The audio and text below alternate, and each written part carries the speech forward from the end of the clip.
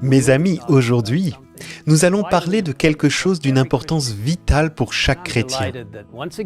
Et je suis ravi qu'une fois de plus, ma femme Nancy soit ici avec nous pour partager le sujet de la prière ensemble. Peut-être connaissez-vous cette belle promesse que l'on trouve dans le livre Le meilleur chemin. La prière est dans la main de la foi, la clé qui ouvre les trésors du ciel, où sont renfermées les ressources infinies de la toute-puissance.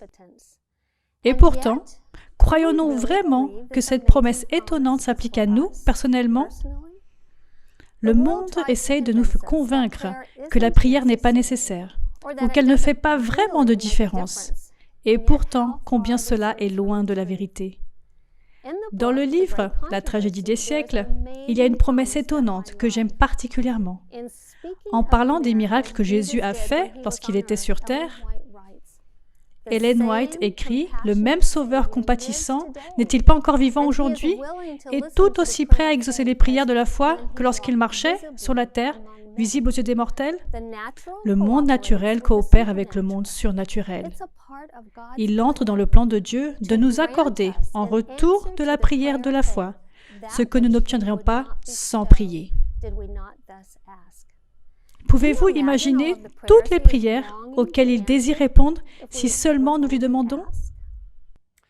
Dans la Bible, nous avons de nombreux exemples de personnes qui prient dans des circonstances très différentes.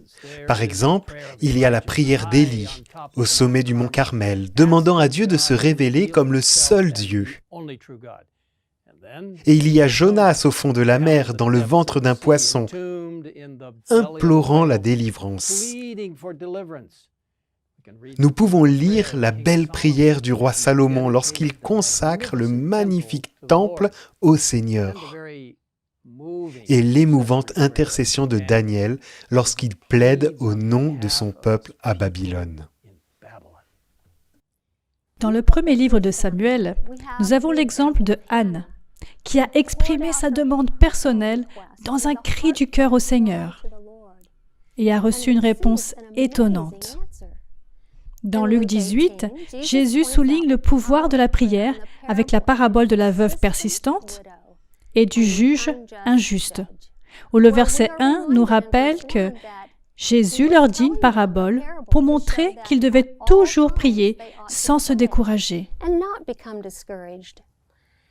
Et nous avons un exemple étonnant de prière persistante chez la Samaritaine qui est venue à Jésus, plaidant au nom de sa fille possédée par un démon.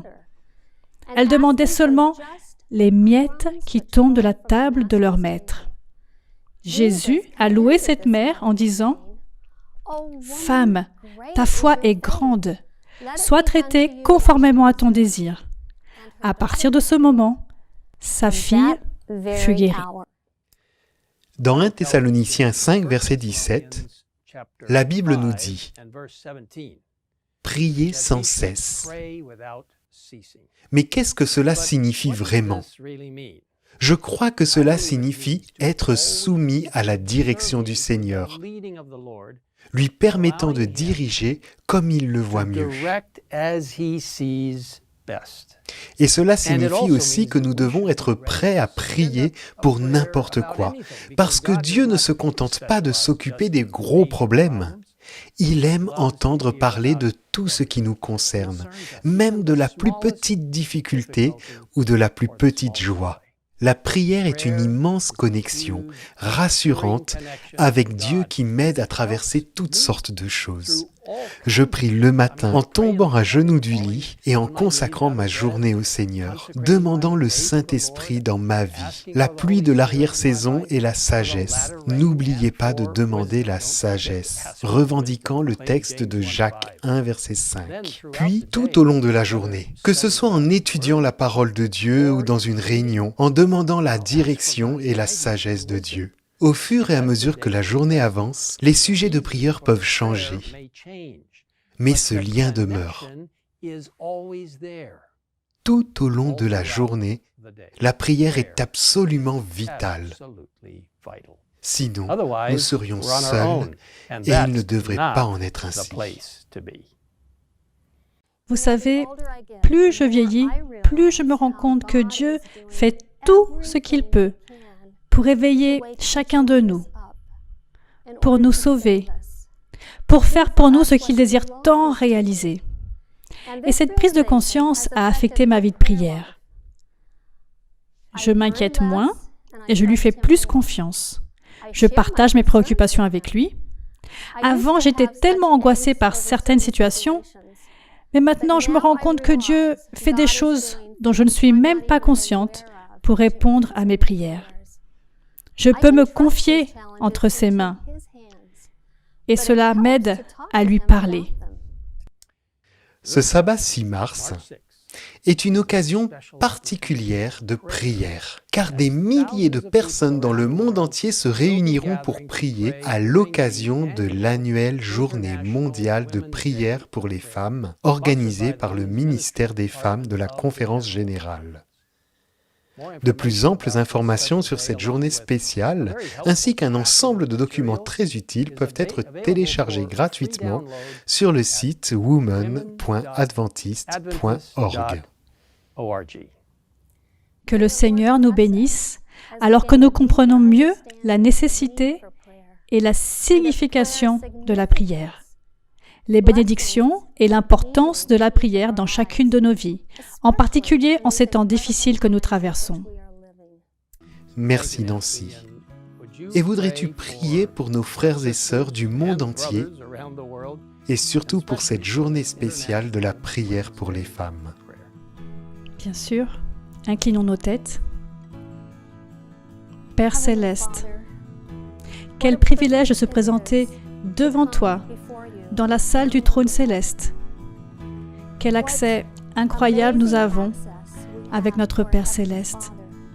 Seigneur, aide-nous à réaliser combien tu désires nous entendre, combien tu désires entendre nos louanges. Et Seigneur, tu désires nous entendre, peu importe comment nous nous sentons sur le moment. Même si nous sommes en colère ou si nous sommes troublés par le fait que nous pensons que tu n'as pas répondu à nos prières, ou que nous sentons que ce sont peut-être des choses qui ne suivent pas ta volonté, tu désires nous entendre à tout moment, Seigneur. Parce que tu veux nous aider, tu veux nous satisfaire, ouvrir la voie, nous guider, nous donner de la force et nous bénir. Alors, Seigneur, je prie pour toutes mes sœurs du monde entier. Je sais qu'elles ont de nombreux rôles à jouer dans leur vie, celles qui restent à la maison et s'occupent de leurs enfants, celles qui essayent de travailler et de s'occuper de leurs enfants, celles qui ont un travail de haut niveau. Elles peuvent être seules, Seigneur. Elles ont toutes besoin de toi. Nous avons toutes besoin de tes bénédictions, Seigneur. Et aide-les à sentir que tu es avec elles, que tu les écoutes et que tu désires répondre à tous leurs besoins. Nous te sommes tellement reconnaissantes, Seigneur, parce que tu es un Dieu si personnel et que tout ce qui nous concerne te concerne. Alors apprends-nous, Seigneur, de plus en plus à prier, à t'atteindre. Et je prie pour tous nos frères et sœurs dans le monde, Seigneur. Tu sais que nous avons tous besoin de toi et que tu es notre tout. Tu es la source de toute notre joie, de toute notre paix et de toute notre assurance. Toi, Seigneur, tu es notre tout. Je te remercie donc de nous avoir écoutés, de ta disponibilité, de ton désir de rester avec nous. Et Seigneur, je prie pour que nous te répondions toujours. Et je suis très positive, comprenant même en partie combien tu t'inquiètes pour chacun d'entre nous. En cette journée mondiale en faveur des femmes, je m'engage en faveur des sœurs. Je les remets entre tes mains, Seigneur. Guide chacune d'entre nous selon ta volonté. Je te prie au nom de Jésus. Amen. Amen.